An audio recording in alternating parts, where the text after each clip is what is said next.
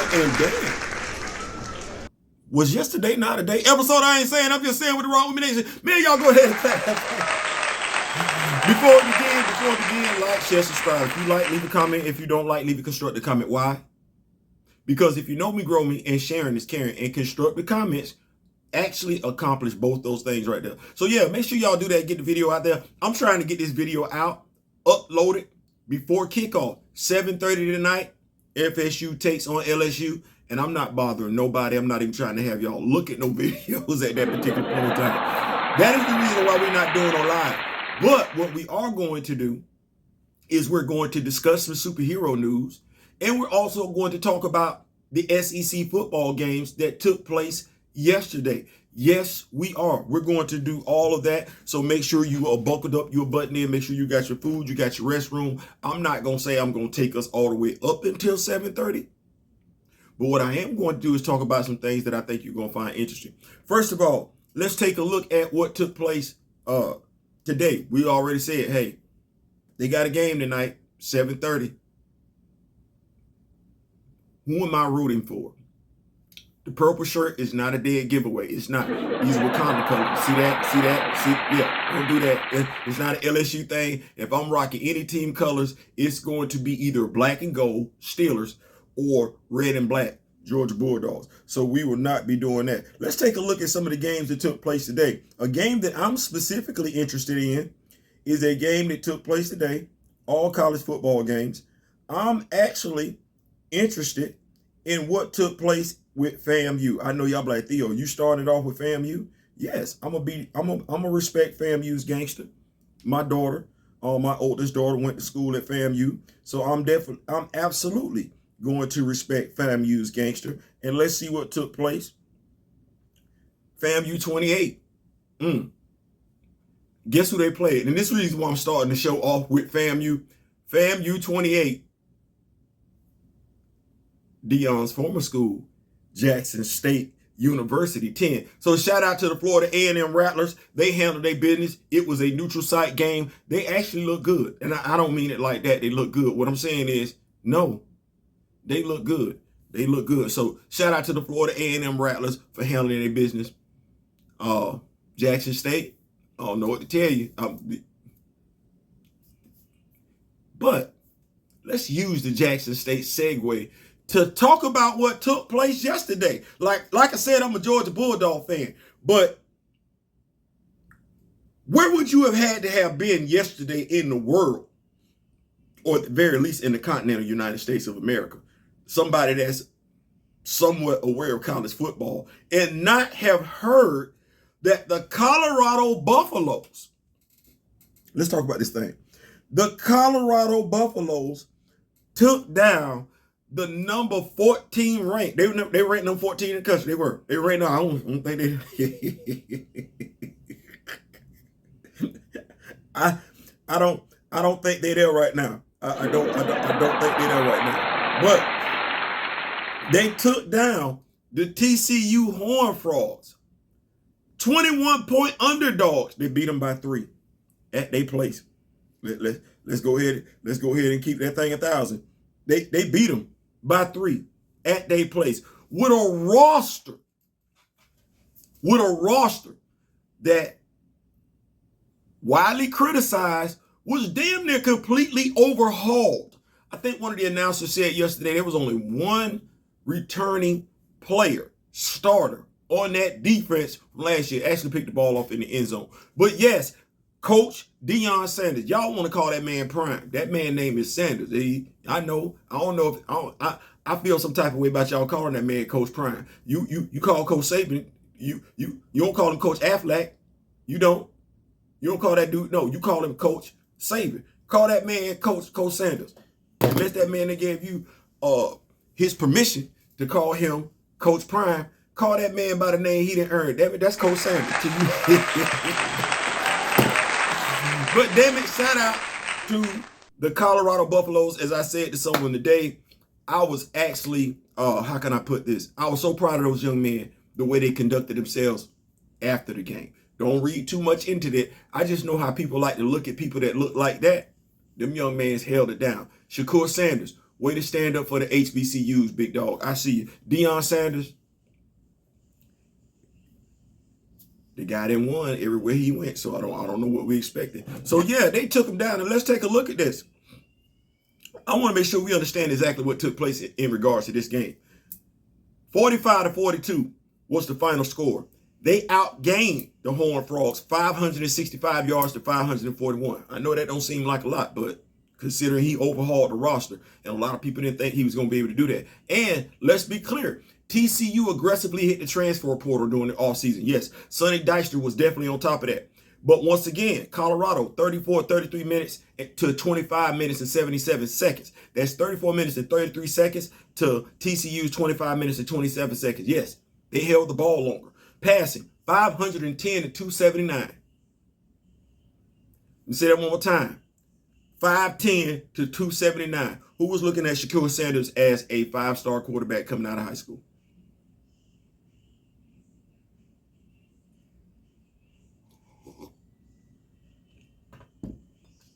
I asked that question because that was a highly talented quarterback he went up against yesterday. Anyway, keeping it going. The only stat the Horned Frogs dominated was the rushing game, 262 to 55. The thing about that, and I'm going to touch on this later on in another segment when we talk about why people want to keep comparing themselves to each other. Listen, if your team doing this thing, don't worry about the next team. Worry about your team. Yes, I'm talking to you.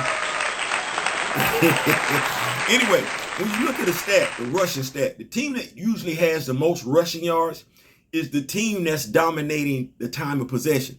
That's not what took place during this game. In a game in which they could only get 55 yards rushing, they dominated the clock, airing it out.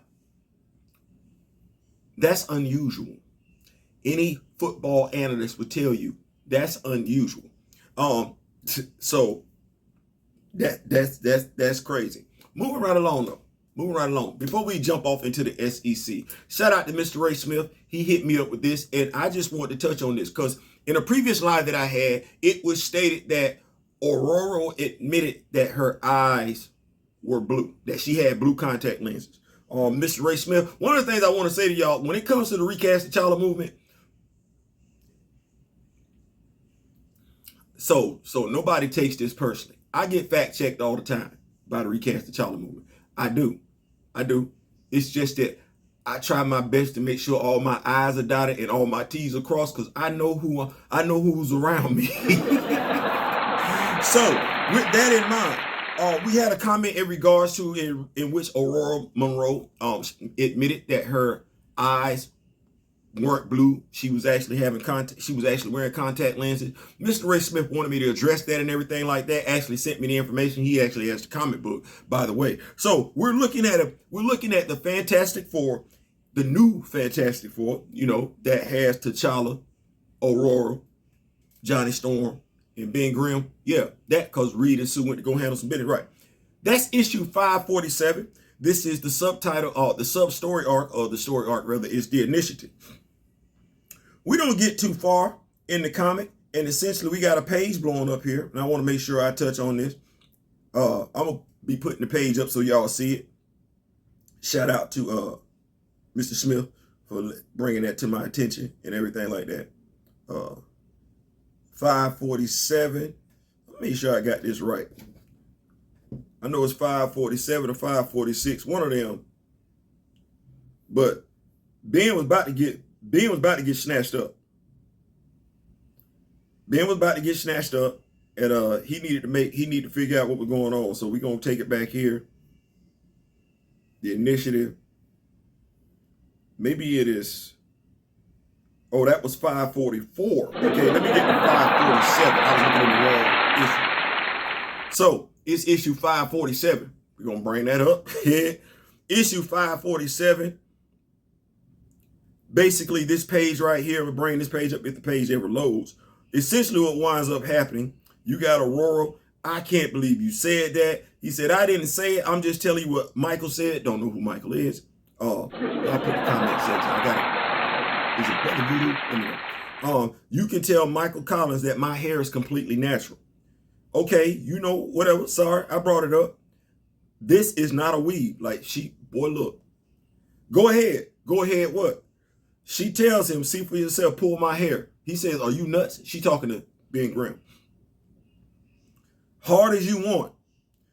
I don't want. Because he know right now, like, listen, we never, comics, real, fictional, we're not questioning those sisters' health. We're just not going to do that. Don't touch it. Even if they give you permission, proceed with caution. Anyway, he proceeds to pull Aurora up by her hair. Strong ass hair. They're happy now. I think I proved my point. T'Challa, I can't explain it, because T'Challa walked in and see Buddy holding his wife up by her hair. It could go wrong. He is the king of Wakanda, and you don't never put your hands on another man's wife. Be trying to tell some of y'all that. You don't know what's going on. Don't bother. She's very sensitive about her hair. Word of advice, as you value your life, never ask her if she's wearing colored contact lenses. She says, I'm not. I know, my love. I'll be back in time for a late supper. Have Morrow make reservations. He always knows the best places. There, that ends that. So, Aurora does not have colored contact lenses. Her eyes are indeed blue. Mythbuster put to bed. Hey, way to check that information out. Way to double check it. That's what we do around here. In regards to comic books, you be here to make sure that we stay on top of our information. We double check. Not only behind ourselves, but behind one another. Moving right along, let's keep this thing going. How did the SEC perform yesterday? I think that's a fair question. How did the SEC perform yesterday? I want to know my doggone self. I think we had some great games take place yesterday. My Georgia Bulldogs won. As a matter of fact, you know what? Let's start right there with the Georgia Bulldogs. Now, there is a fellow YouTuber, huge Alabama fan. You probably already know who he is. And for the life of me, as a Georgia Bulldog fan, I don't know when Alabama and Georgia became a heated rivalry where some Georgia Bulldog fans can't talk about their success without mentioning Alabama. And why Alabama fans, with all the success they've had over the past 10 years, why they got to keep Georgia in their mouth. So, don't even play each other like that. Alabama is not Georgia's rivalry. Georgia's rivalry is Florida, it's Tennessee, it's Auburn, and it's Georgia Tech. That's it. That's it. I get it. We've seen y'all in the SEC championship game. Don't make you a rivalry. We don't see you enough during the regular season. You don't. I get it. We've seen you in the national championship game. Recently here, twice. You got one, we got one. That still don't mean anything to me. I get it. We won a national championship last year. You didn't. Didn't even qualify for the college football playoffs. I get it. Been there, done that. You know what that means? That just means your team didn't do it. I know, because it's been plenty of times my team didn't do it. You know what I did? I focused on my team. Let's talk about focusing on your own team. We had two teams yesterday, right? Two teams. Alabama and Georgia. They weren't playing each other. Damn this thing know how you got some people can't talk about their own team without putting the other team in their mouth. So what I'm going to do is look at this, because I know some people had an issue with how Georgia played. I'm a Georgia football fan. They did not look that good yesterday. But to say that Georgia is hot doo-doo and Alabama was all that in the bag of chips, well,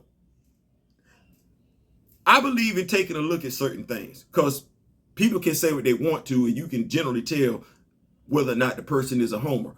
A la Nick Wright for LeBron James. Skip Bayless, not so much. Let's take a look here.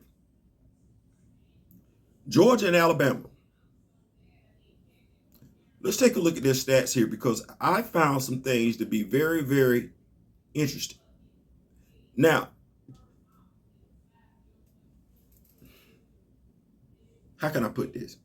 Shout out to my brother Nicholas Reigns and everything like that. He's a diehard Gator fan. We know the rules of engagements during the regular season when our two teams play. Hey, good luck. Before the game, after the game, hey, man, good game. That's it. We're not trash talking each other.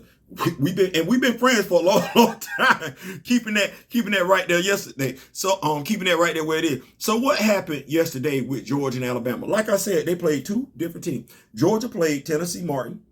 They did. And Alabama played Memphis Tennessee University. Cool. I want to make sure I'm saying their name right. Because people are like, yo, that's not their name. Middle Tennessee State. That's who they played. So they played Middle Tennessee State yesterday, and Georgia played Tennessee Martin. Both of them played teams from Tennessee. They both won. They both won. They both won resoundingly. They both won resoundingly. Let me say that one more time. They both won resoundingly, convincingly. Right? Okay. So, time of possession. Alabama held the ball for 26 minutes and 59 seconds. Georgia held the ball for 30 minutes and 25 seconds. Total yards. Alabama had 431 yards. Georgia had 559.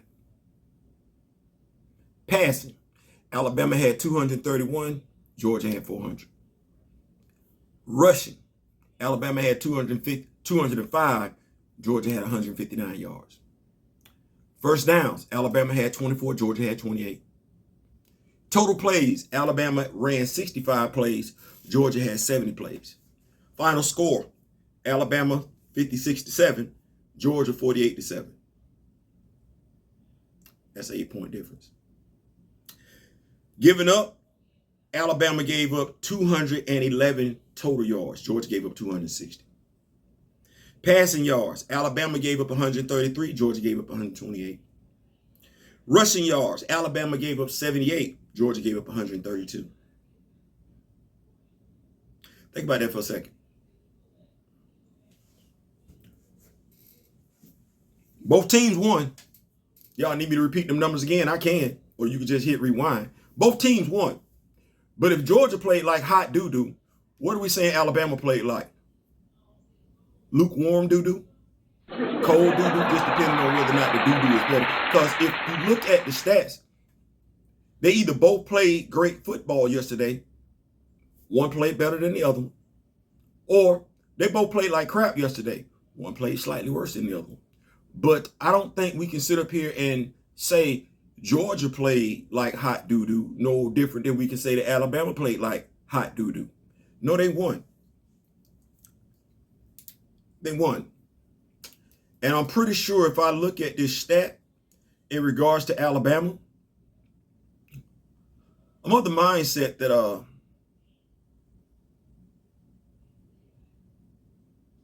yeah, you would have liked to have aired that thing out a little bit more. Because what this just told me is that if you can't run that football, you're not gonna pass it that well. You got a running quarterback. It works in college. It does. Until that quarterback is facing a defense that's just as fast and just as big as he is. And if Kirby Smart has done nothing else, he's built a defense that preys on quarterbacks like that. It just is what it is. The blueprint on beating Georgia, it's real easy. You just have to execute it. You need the right tools. You first must have a quarterback that's not going to run first. He can be mobile, but running first is not an option. You're going to get him hurt. And if you got him running first, it's safe to say he's not reading the whole field. He's not, because you got designed runs for that dude, i.e. RPO. That ain't necessarily going to get it with Kirby. Remember, if you're an Alabama fan, Kirby was your defensive coordinator. You think about how many times RPOs worked on Alabama when Kirby was the defensive coordinator. You seem to forget that. No, you want to beat Georgia, you need a mobile quarterback who keeps his head up, and you need elite receivers, one on each side. One is not going to get it. You better have receivers, and it can't be that they're just fast. No, they got to be able to run routes. Please see Marvin Harrison. That's just an honest assessment. Now, does Georgia need to work on their rushing defense? Absolutely. That's too many yards. But if Georgia needs to work on their rushing defense, There's some stuff that I think we can say that both teams need to work on. And that's the only thing that I'm looking at. That's the realistic approach when I look at it. Now, moving right along, let's shift gears. I like that, shift gears. Fandom Wire. John Boyega. Shout out to Mr. Smith. He hit me up with this. Yes, the Rock With Me Nation keeps me in the loop. John Boyega claims that a Blade reboot is a spit in the face of Wesley Snipes' legacy while Mahershala Ali moves ahead with troubled production. This is by Vishal Singh on September 2nd, 2023. It comes from Fandom Wire, and this is essentially what he had to say. And I want to make sure I quote the brother right. I don't want to do him wrong. Now, what I believe this is clickbait. And what I mean by that, I don't believe this is the full context of him making the statement. I believe a question was asked. They gave us a little bit of it. In 2018, during Awesome Con,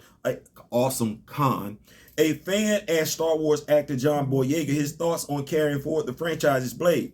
Boyega said the opportunity would be like a spit in the face of Wesley Snipes, although he added that meetings with Marvel about potentially taking on a Marvel superhero have taken place. In 2019, Marvel chief Kevin Feige announced that Mahershala Ali will be taking the reins to hunt vampires in the Blade reboot. Now, I believe in propaganda. We can't act like we didn't have it. We've had it during every war that we fought. And contrary to what some might think, yes. So we have the Black Panther video game. We want to talk about that and everything like that. He ain't in it. We want to talk about just throwing it out there, because why we talk about stuff if we not going to do it? We want to talk about the Black Panther 3 projects not being out there and everything like that. That's to see what, I believe that's tipping your foot, sticking your toe in the water to see what the temperature feel like. Okay, you want to tell us about John Boyega because we like John Boyega and we're supposed to rock with John Boyega's opinion. Now, the thing is this in full context? Because it could be taken out of context. That said, even still, John Boyega is one person. John Boyega is human. And you know what that means? John Boyega is entitled to his opinion. He is. And if John Boyega is saying that nobody else should play Blade except Wesley Snipes, I really don't believe that's what he was saying. I really do believe it was taken out of context. But if that's what he's saying, that's not a realistic expectation. It's a selfish ass expectation too, to be perfectly honest with you. Because what you said is every time somebody black play, or because those are not the same expectation for actors who don't look like us. It's not. Ain't nobody doing that. They're not trying to do that. You know why? Because they're gonna keep the money circulating in their community. We keep trying to say this. You keep taking roles off the table. What are you doing to grow the wealth in the community? It's the stupidest damn thing in the world. That said, because I don't want to get on a tangent. That is what he said. That's what's in the article. I'm reporting it. That's what I'm doing. I'm reporting the article. Like I said, the fact that it's from a article 2018, and this is the first that we're hearing of it. So somebody went and dug for it. So the question I have to ask is, why? Why did you go looking for this? What's your motivation? That said, it is what it is. Hey, Mahershala Ali, if he's not able to play the role, I would love for my children, their grandchildren, to see another brother cast in the role of Blade. There it is right there. We're going to keep the party rolling. So that said, what took place yesterday in the SEC? Like I said, I'm trying to get this video uploaded. It is 7:03. I know kickoff time is at 7:30, so we got to make it do what it does, how it does it. Taking a look at these games that took place yesterday in the SEC real quick, just to get you caught up. South Carolina did go down to North Carolina yesterday, 31-17. We already know what Alabama did. Texas A&M, 52-10. Now, Paul Feinbaum, I don't know what's going on with Paul Feinbaum and Texas A&M. No different than I don't know what's going on with Skip Bayless and LeBron James. But it is easy to tell when somebody low-key ain't feeling some type of way about either a team or a player. Paul Feinbaum, I love Paul as an analyst, college football analyst. He's one of the best at doing it. But he feels some type of way about Jimbo Fisher and Texas A&M. And all you got to do is listen to the dude. It's like he don't even like giving them compliments yesterday like that. He begrudgingly gave them a compliment today, 52-10. Come on, Paul. Had they lost 10-52, you'd have been killing them. They took care of business. They did what Georgia did. They did what Alabama did. We're going to see what it looked like next week. We'll talk about that later on this week. Mississippi State over Southeastern Louisiana. They took care of business, 48-7. It made it do what it did. Auburn, 59-14 over UMass. They took care of business. Ole Miss, Lane Kiffin, Mercer. Ain't Mercer a basketball school? Never mind. 73-7. That looked good right now. That looked real good right now. And I guess that's what people wanted from Alabama and Georgia. But that score don't necessarily. We're not thinking that's what. You're not thinking that Ole Miss, just because they beat Mercer 73-7, you're not thinking they playing for the SEC title, right? Right. Okay, cool. So if you're a Georgia fan, my bad. If you're a Georgia fanatic, don't think this just because, and if you're an Alabama fanatic, that score that Georgia put, that's not indicative of who. No. It's the first week. Tennessee took care of business yesterday against Virginia, 49-13. Kentucky, 44-14 over Ball State. I like Ball State. I do. I like their logo design way better than I like the Cardinal design in the NFL. Anyway, Missouri took down South Dakota, 35-10. We already know what Vanderbilt did, taking down Hawaii and everything like that. We already know that. That was a good game. So here's what we're looking at. Now, I took a look at some of these games for next week. The stat line for Boise State is Georgia minus 42.5. I look for Georgia to cover because I think Curry is going to bust their ass this week. Texas A&M minus 5.5 over Miami.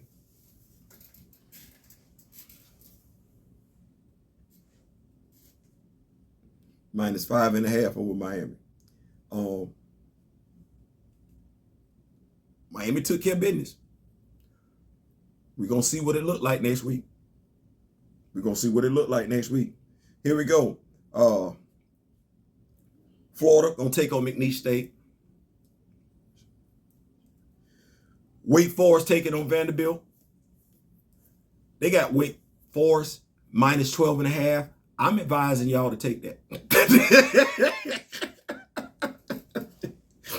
And y'all gonna be like, Theo, why? Just look at what Wake Forest did to Vanderbilt last year on Vanderbilt's home field. Vanderbilt is going to Wake Forest. They're going to go play the Demon Deacons at their house. Take that bet. I'm not really big into betting like that, but football, take that bet. Yes, Wake Forest will cover that 12.5. Yes, I'm not telling you to take that Georgia bet. See, that's 40. Georgia going to beat them by 40-something. But Kentucky over Eastern Kentucky. We don't have a stat line on that one just yet. We got Mississippi State at Tulane. We don't have a stat line on that yet. I will make sure I'll be bringing y'all that. Arkansas, Kent State, minus 38.5. Arkansas. Arkansas looked pretty good yesterday.